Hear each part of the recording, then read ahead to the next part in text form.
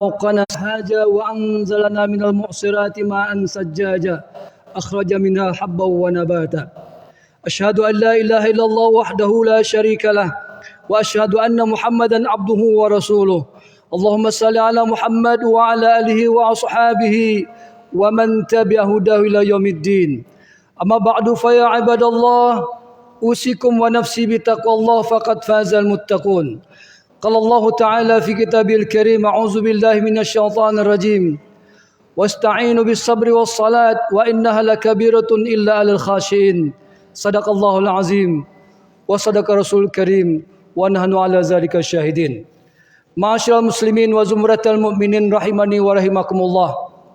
Kembali mari kita bersyukur kepada Allah Subhanahu wa taala, Allah yang menggenggam jiwa kita, yang merawat menjaga sampai kita sampai menuju masjid yang mulia ini.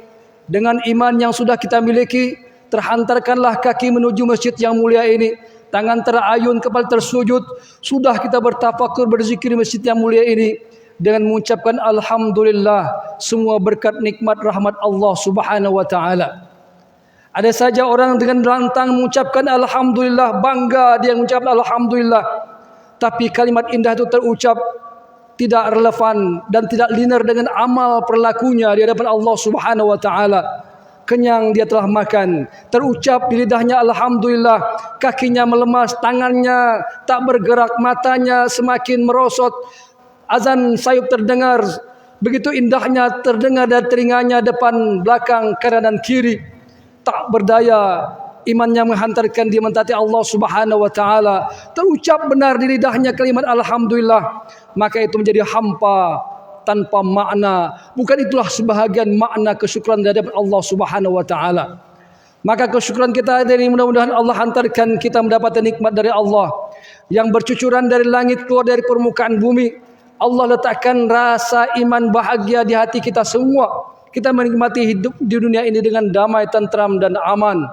Bahagia rasanya menikmati kemerdekaan. Mudah-mudahan Allah pun memberikan rasa bahagia kita berkumpul nanti suatu saat di surganya Allah Subhanahu wa taala. Amin ya rabbal alamin. Salawat dan salam tercurah selalu kepada baginda Rasul Muhammad sallallahu alaihi wasallam dengan mengucapkan Allahumma salli ala Muhammad wa ala ali Muhammad. Assalamualaikum ya Rasulullah. Semakin banyak kita mengucapkan salawat, maka tentu semakin terletak di hati kita rasa cinta kepada beliau. Ketika cinta itu sudah menggema, terpatri di jiwa raga kita semua, maka tentunya amal-amal inginlah bersesuaian dengan sunnah Rasul. Maka ketika amal-amal telah bersesuaian dengan sunnah Rasul, disitulah letaknya baginda Rasul akan memberikan syafaat kepadanya di hari akhirat kelak. Sebagai khatib, saya tidak lupa mengajak kita semua dan diri saya sendiri, karena seiring sibuknya kita di permukaan bumi ini, mulai sedari tadi kita melangkahkan kaki dari rumah dan bahkan di kegelapan subuh menapaki jalan menuju tempat kita bekerja. Kemudian kita banting tulang, peras keringat, kadang-kadang iman yang sudah ada tergeser, tergusur, dan bahkan potensi akan terkubur. Maka iman harus dirawat, dijaga, diperhatikan dan ditingkatkan sehingga dia berakhir amal takwa si Allah Subhanahu wa taala. Dan amal takwa itulah yang menghantarkan hamba Allah melepaskan air kalamnya di lidah dengan kalimat terindah la ilaha illallah Muhammad Rasulullah. Mas muslimin dirahmati Allah Subhanahu wa taala, masih terasa di negeri tercinta kita ini rasa kemerdekaan di mana-mana. Bendera masih terkibar. Orang-orang masih bereforia mengadakan sebuah pesta keramaian sebagai tanda sebuah ajang kemerdekaan. Dan alhamdulillah, kemerdekaan tahun ini terjadi pada bulan Rabiul Awal. 14 abad yang lalu telah lahir sosok baginda Rasul Muhammad SAW di bulan ini, di mana hamba-hamba Allah Subhanahu wa taala yang diakui Allah memerdekakan hamba-hamba yang dahulu terpuruk, yang negerinya memang merdeka, Makkah Al-Mukarramah, tidak ada penjajahan pada masa itu, tapi masyarakatnya terjajah dengan hapsu, terjajah dengan kesyirikan di mana-mana, patung berhala di mana-mana. Mereka terjajah oleh kekuasaan, terjajah oleh harta, jabatan dan kekuatan di saat negerinya tidak sedang dalam keadaan terjajah. Hari ini negeri kita benar-benar merdeka. Pahlawan-pahlawan masa dahulu telah mengorbankan harta, kekuatan, air mata, darah, dan bahkan nyawa yang tidak kembali kepada mereka semua dalam rangka merdekanya sebuah negeri tercinta kita hari ini. Hanya saja kita bertanya, harusnya seiring dengan kemerdekaan negeri tercinta ini, maka perlulah merdeka pula diri kita sebagai hamba Allah Subhanahu wa taala. Maka sifat-sifat orang bertakwa kepada Allah ada orang yang mana mampu menggerakkan dirinya mentaati Allah Subhanahu wa taala dan mampu pula meninggalkan segala larangan Allah Subhanahu wa taala. Begitulah yang kata Allah, tazawwadu fa inna khairuz zadi taqwa. Berbekal-bekallah. Yang hari ini kita dalam panjang perjalanan dunia ini harus berbekal. Bekal kita bukan jabatan, kekuatan, pangkat dan kehormatan, tapi bekal itu kata Allah Subhanahu wa taala taqwa. Taqwa itulah yang menjadi bekal, menjadi sebuah tema kehormatan menghadap Allah Subhanahu wa taala. Maka hamba-hamba yang merdeka di mana ketika ia mampu merdeka dirinya mentaati Allah Subhanahu wa taala. Hari ini di keheningan siang ini benar-benar tidak ada tantangan berarti membuat kita sampai ke titik masjid yang mulia ini. Udaranya enak, berkumpul di tempat ini begitu nyaman. Di saat di sana tidak ada perkumpulan yang indah, tidak lagi nyaman kita ngopi di saat siang-siang hari ini. Yang indah memang kita berada di masjid yang mulia ini. Tak ada satupun tantangan berarti, kawan pun tiada menggoda kita untuk tidak berangkat menuju masjid yang mulia ini. Pertanyaannya adalah, akankah kita akan merdeka nanti di sebuah hari, di kegelapan malam, bahkan lampu yang tak bernyala, mungkin udara begitu dingin mencengkam jiwa, hujan tak reda-reda. Akankah kita merdeka diri kita untuk menghadap Allah seperti hari ini? Jangan-jangan kita sedang terjajah oleh selimut indah tebal menyelimuti seluruh badan kita. Jangan-jangan kita sedang terjajah dengan tebalnya kasur yang sedang nikmatnya kita bermimpi indah. Jangan-jangan tangan kita sedang melemas tanpa berdaya. Nafsu kita telah menjadi kekuatan yang membuat kita menjadi hamba masa itu. Tak mampu lagi kita bergerak. Azan begitu nyaring terindah terdengar di sudut-sudut pintu jendela rumah kita yang hari ini ada di mana-mana. Kita kadang-kadang tidak lagi merdeka. Kita kadang-kadang sedang terjajah pada masa itu. Memang terbukti di mana iblis laknatullah kita memproklamasikan masanya di hadapan Allah Subhanahu wa taala bahwa ia ingin usianya sepanjang hidup ke dunia ini dan dia ingin menjerumuskan umat manusia agar semuanya masuk neraka kecuali hanya sedikit saja mentaati Allah Subhanahu wa taala. Pada 17 Agustus tercinta ini juga pahlawan kita memproklamirkan kemerdekaan negeri tercinta ini yang memang tak memproklamirkan kemerdekaan kita sebagai hamba Allah Subhanahu wa taala. Ma'asyiral muslimin dirahmati Allah Subhanahu wa taala, maka seiring linear seharusnya di mana kemerdekaan diproklamirkan, di mana negeri tercinta ini damai, kita setiap saat bisa menuju tempat yang tercinta ini. Bukan seperti negeri kita, sahabat kita, ikhwan akhwat kita, negeri Palestina yang mereka terjajah, tak mampu mereka melakukan dalam masjid. Masjid mereka pun terbakar. Sudan begitu juga, demikian adanya. Mereka semua tak mampu lagi seperti kita hari ini. Tapi ternyata di sudut kamerawan memperlihatkan di sudut-sudut rumah mereka yang runtuh bersujud seorang hamba manusia, pemuda yang begitu cintanya kepada Allah Subhanahu wa taala. Di tengah runtuhan rumahnya yang sudah tidak ada, di pematang sungai, di keheningan dedaunan yang sudah rontok, berdiri seorang pemuda Sudan, begitu khusyuknya sujud kepada Allah Subhanahu wa taala. Kita hari ini di negeri yang begitu damai, yang masjid begitu banyak di mana-mana, ternyata kadang-kadang diri kita sedang terjajah oleh hawa nafsu kita. Mas muslimin yang dirahmati Allah Subhanahu wa taala. Maka di siang hari ini tentu saya ingin kita semua ingin memerdekakan diri kita. Pertama, merdeka dari cara mentaati Allah Subhanahu wa taala. Yang kedua, tentu merdeka dari tidak berbuat maksiat kepada Allah. Dahulu orang-orang tua kita berkata, kalau ingin bermaksiat maka harus keluar dari rumah tangganya. Ketika orang yang berjudi maka harus mencari teman di tempat dia harus berjudi, menggelar dunia perjudian. Hari ini di tengah negeri yang begitu makmur, teknologi yang begitu canggih, orang-orang ingin berjudi tidak mesti lagi harus mencari kawan, tidak harus lagi pergi keluar rumah tangganya. Cukup dia berada di sofa tempat dia duduk, di keheningan dia sendirian. Yang penting paket datanya masih aktif dan ada. Maka ketika itulah dia mampu berjudi, judi online namanya. Maka ketika kita ada hamba-hamba Allah yang seperti demikian, di tengah keramaian semua orang euforia mengembarkan bendera kemerdekaan, maka ketahuilah orang seperti itu sedang terjajah dan tidak merdeka.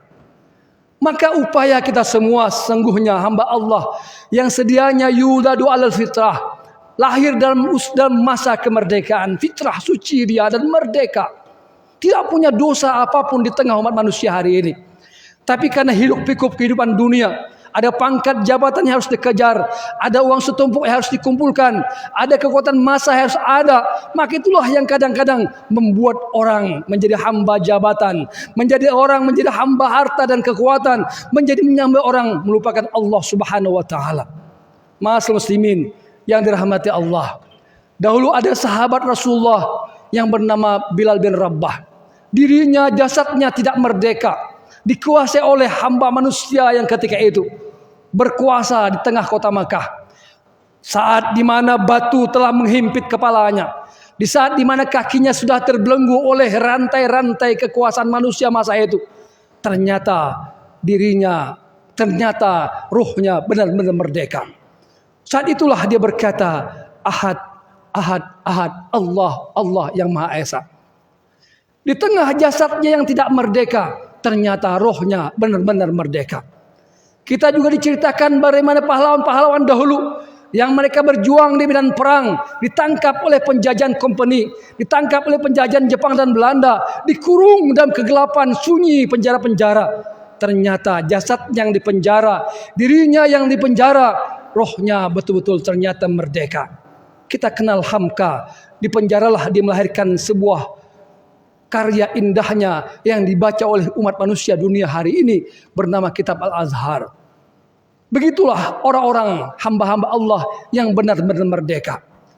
Sayangnya negeri tercinta yang merdeka harus benar-benar muqaranah sebanding dengan hamba-hambanya yang benar-benar merdeka. Tapi manakala kita-kita yang hari ini tidak merdeka, kemana bantuan yang harus kita cari? Dahulu pahlawan kita mencari bantuan tetangga sebelah, negeri-negeri tercinta ingin membantu negeri tercinta ini. Tapi ketika kita sebagai hamba-hamba yang bergeliat ramai di negeri tercinta merdeka ini tak merdeka, kemana tempat kita mencari? Surah Al-Baqarah ayat 45 Allah berceritakan, wasta'inu bis sabri was salat wa innaha lakabiratun illa al khashiin, kata Allah Subhanahu wa taala. Minta tolonglah kepada Allah. Tidak ada tempat lagi minta tolong. Minta tolong kepada kawan, kawan kadang menyikut. Minta tolong kepada atasan, atasan ternyata membuat kita terpuruk. Minta tolong kepada ayah, ayah pun terang punya masalah, dan begitu seterusnya. Maka Allah pun menjelaskan, wasta'inu bis sabri was salat. Minta tolonglah kepada Allah dengan dua perkara. Pertama kata Allah Subhanahu wa taala, minta tolonglah dengan bersabar. Orang-orang yang akan beramal soleh butuh sabar. Kalau tidak bersabar, tak jadi kita beramal soleh. Udah niat kuat kita untuk berhaji, tak jadi kita berhaji gara-gara kalah ujian online, uang kita menjadi habis. Udah niat kuat kita untuk sholat menuju ke masjid, ternyata digoda oleh kawan untuk bermain game dan seterusnya. Sudah kuat niat kita untuk kuliah, terganggu oleh sahabat yang mengajak kita bermain. Begitulah kadang-kadang untuk beramal soleh semuanya butuh kesabaran. Begitulah untuk menghindari amal keburukan. Kalaulah tidak bersabar, begitu banyak orang yang terjerumus dengan keburukan. Tapi manakala dia berintuk tidak berbuat kejahatan, bersabar dia kepada Allah Subhanahu wa taala, disitulah sungguhnya Allah menurunkan pertolongan. Tapi ternyata tak cukup dengan bersabar. Yang kedua kata Allah, wassalat, dan lakukanlah gerakan salat. Bersalatlah. Ma'asyiral muslimin yang dirahmati Allah Subhanahu wa taala, wa innaha lakabiratun, kata Allah Subhanahu wa taala, ternyata tak cukup Hari ini orang-orang yang pakai baju oranye yang mereka ditangkap oleh KPK, ternyata mereka kemarin yang menjadi imam sholat-sholat kita. Orang-orang yang kemarin tertangkap ternyata barusan dia pulang dari umrah bersama keluarganya. Ada apa gerangan? Allah menyatakan wa innaha lakabiratun. Memang untuk meminta tolong kepada Allah dengan bersabar, minta tolong Allah kepada Allah dengan sholat itu susah, sulit kata Allah Subhanahu wa taala, illa alal khashiin, kecuali benar-benar sabar, kecuali benar-benar khusyuk dalam sholatnya. Hari ini banyak orang sholat, ternyata sepulang sholat dia berganti sandal punya orang lain.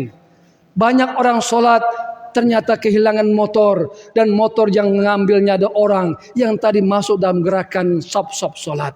Na'udzubillah min zalik. Muslimin ya rahmati Allah Subhanahu wa taala. Allah pun tegas mengatakan innaha lakabiratun, memang berat kecuali orang yang khusyuk. Bagaimana khusyuknya kata para ulama? Khusyuknya kita sebagai awam paling tidak sah salatnya, benar rukunnya, telah terpenuhi unsur syarat sahnya salat. Maka perkara belajar sholat tidak pernah tuntas sedianya yang dilakukan umat manusia.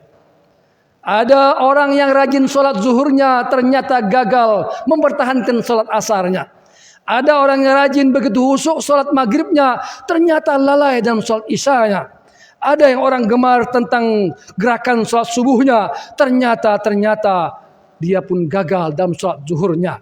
Maka ulama sepakat mengatakan bahwa ketika bolong-bolong solatnya, begitulah Allah tidak akan turunkan bala bantuan kepadanya.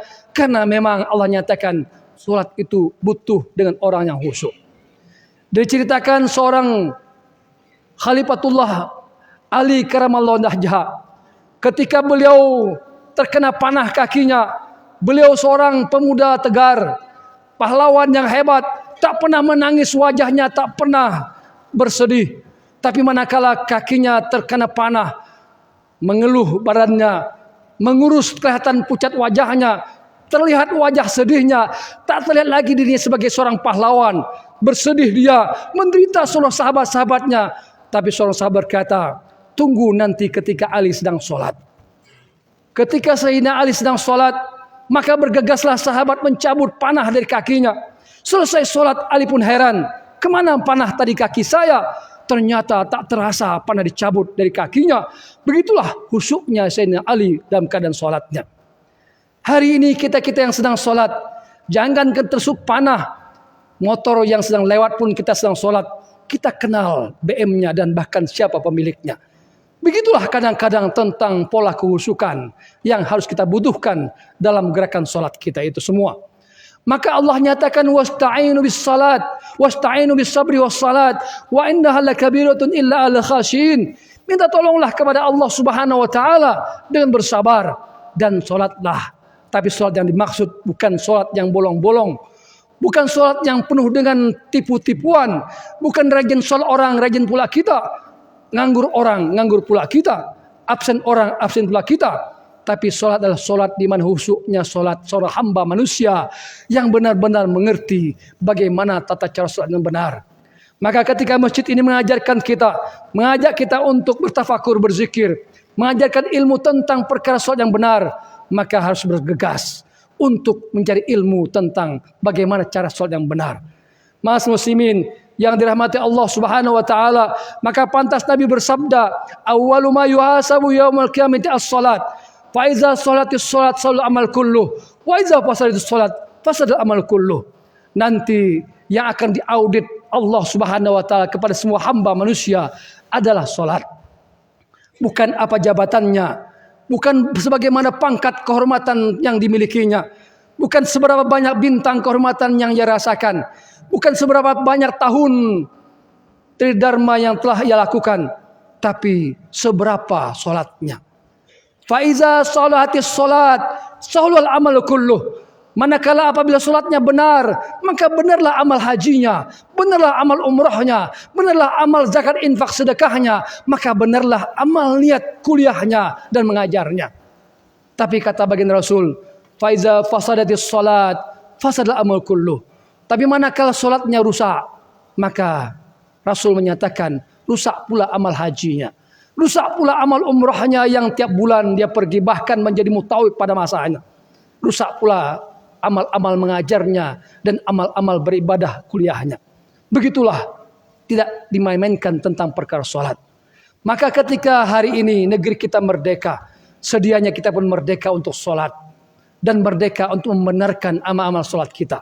Mudah-mudahan bertepatan dengan kemerdekaan negeri tercinta di bulan Rajab, di bulan Rabiul Awal ini, di mana negeri dahulu Rasul memerdekakan umat minaz zulumati lan nur, dari sebuah ajang kegelapan, sebuah negeri tidak merdeka umatnya menjadi sebuah negeri yang penuh nur cahaya, umat yang merdeka, umat terbaik pada masanya. Mudah-mudahan kita pun yang mendapat aura di bulan Muharram, di bulan Rabiul Awal ini, di mana kemerdekaan negeri tercinta, negeri yang damai sentosa, mampu memerdekakan kita sebagai hamba Allah Subhanahu wa taala, merdeka mentaati Allah Subhanahu wa taala, dan merdeka pula menghindari maksiat yang Allah larang kepada kita semua. Barakallahu fikum Qur'anul azim wa nafa'ani wa iyyakum bima fihi minal ayati wa zikril hakim wa taqabbal minni wa minkum tilawatahu innahu was-samiul alim wa qur rabbighfirham wa anta khairur rahimin.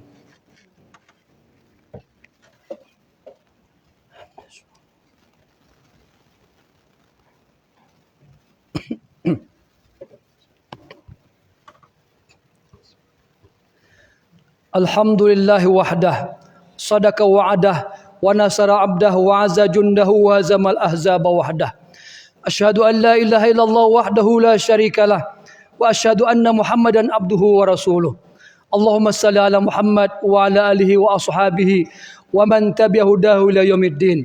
Amma ba'du fa ya ibadallah, usikum wa nafsi bi taqwallah faqad fazal muttaqun. Qala Allah Ta'ala fi kitabil karim, a'udzu billahi minasyaitonir rajim. Qul huwallahu ahad, Allahus samad, lam yalid wa lam yulad wa lam yakul lahu kufuwan ahad. Innallaha wa malaikatahu yusalluna 'alan nabi ya ayyuhallazina amanu sallu 'alaihi wa sallimu taslima. Allahumma ighfir lana al-muslimina wal muslimat wal mu'minina wal mu'minat al-ahya'i minhum wal amwat wa tabi' bainana wa bainahum bil khairat. Allahumma anta rabbuna haqqan wa nahnu ibaduka du'afa, ilaikal musta'an, ilaikal balagh, la hawla wa la quwwata illa billahil aliyil azim.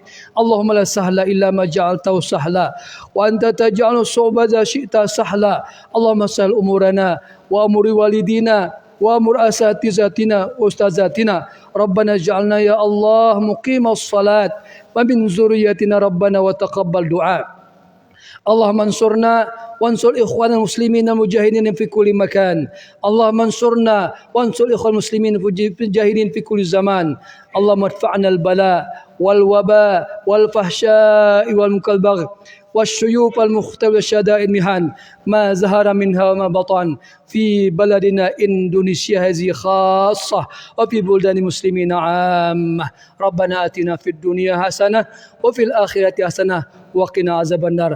عباد الله إن الله يأمر بالعدل والإحسان وإيتاء ذي القربى وينهى عن الفحشاء والمنكر والبغي يعظكم لعلكم تذكرون.